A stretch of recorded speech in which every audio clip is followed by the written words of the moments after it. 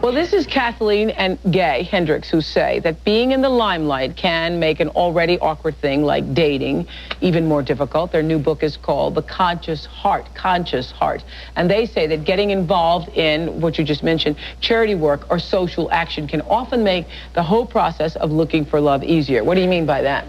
Well, we think that you guys have put your finger right on the central problem that we all face, and that is, can I be myself and still be in a relationship? So that when you show up, people are looking at the filter and they see that first rather than seeing you.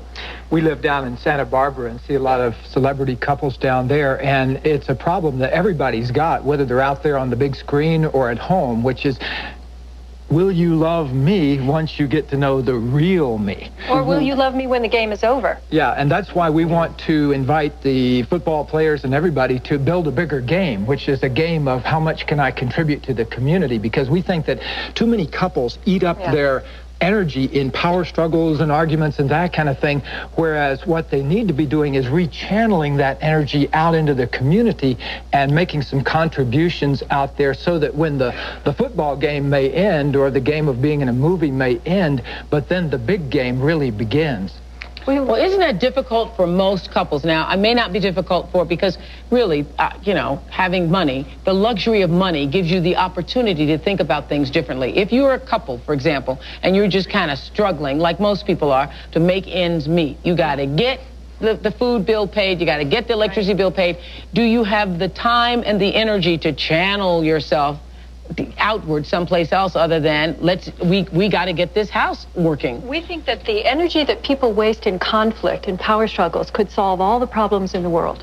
In fact, we often ask people, if you weren't involved in this power struggle trying to decide who's in control, who's controlling the money supply, or who's going to pick up the kids this week, that energy could be used for any kind of vision that you've got. It could be used. We've had people who've put together child care centers so that in their own neighborhoods, so that they can share those responsibilities, and getting involved with the things that they really love to do once they're not looking at who's going to be right here.